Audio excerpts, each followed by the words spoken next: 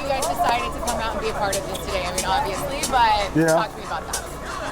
Well, it's been a dream of mine to have a Hoop Dream basketball court in the city of Chicago, just because I wanted to keep the legacy around for the movie. That's where they actually found me at, on the playground playing basketball in my neighborhood, and you know, I just wanted something, you know, something real Cadillac style, real fresh and clean, and you know, inviting. You know, the outside basketball community has kind of faded away in Chicago because everything is doing indoors and training, but we learned our game from being outside playing against older guys, bigger, stronger guys. So, you know, when I told Will I was thinking about this, he was like, "Bro, let's do it. Let's make the resources happen." And we just kept at it all the years since 2017. We just kept at it, and we didn't have to lift a finger. We didn't have to drop a dime.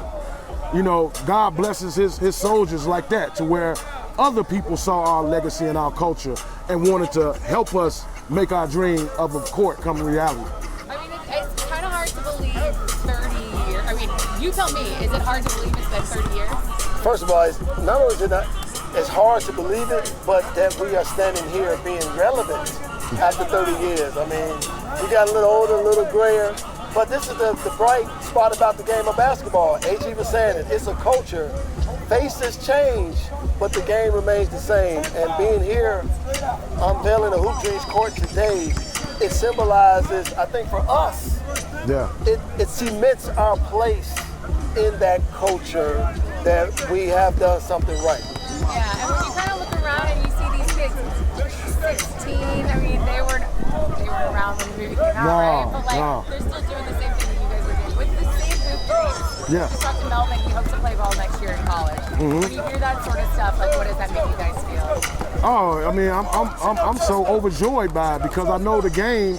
You know, we supposed to pass the game on to the next generation, and it just astounds us when we see someone takes it that serious and takes it to the next level, like a college level, or even semi-pro into the NBA. So we just applaud that. Yeah. And I think with the grassroots of the concrete playground court, and people see the letters Hoop Dreams spelled out on the court, it takes all of that to make it.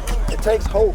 Yep. You got to go through obstacles. That requires perseverance. I mean, all of these things are necessary to make it. And it's not just with the game of basketball. Hopefully, this is the life lessons too, because if you hit this concrete hard enough, you'll know if you want to play it or not. Like Samara, who I talked to just a second ago, I met him a year ago. He says, you know, he's not playing basketball this year. He considers himself more of like a politician. Yeah. And he's like involved in his student government and stuff. But he said when he passes basketball courts that have been invested in, he notices that there's an investment in his community, and he feels like his peers feel the same way. So when you hear that from the kids in Chicago, like, how does that make you feel, knowing that you guys are being part responsible for that? I think it's worthwhile, because it lets us know that, yeah, we're being honored, but this is necessary. Yeah. I think that's what's most important, because at the end of the day, Agee and I, like I say, this really isn't, it's for us, but it's for them. It's for them. Because we want them to come out and enjoy it. And I just believe this, the culture of basketball, it builds everything. It unites you. Like, there's people here today that I've never met, but because of the game of basketball, they hugged you like I've known them for years. And I know a lot of people say, man, it's the movie that makes that happen, but it's not. It's the game of basketball. Because we can go anywhere in the world and we see somebody playing and we go like, man, you can play. Yeah. You all right. So I think this is necessary, and hopefully this will start a movement to getting kids back outside the house and back onto the playground court. All I have to ask, guys, anything else you want to add? You want people to know at home tonight? If you see Arthur and William, you know, support the movement of what we're doing. We about to take our podcast live on tour to celebrate the 30th anniversary. We want to thank Alamo Draft House Theaters for putting it back in the theaters. Yes, the Alamo Draft House Theaters.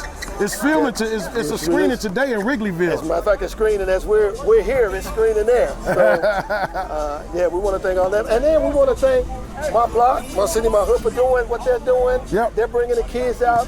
one block at a time. I love that concept.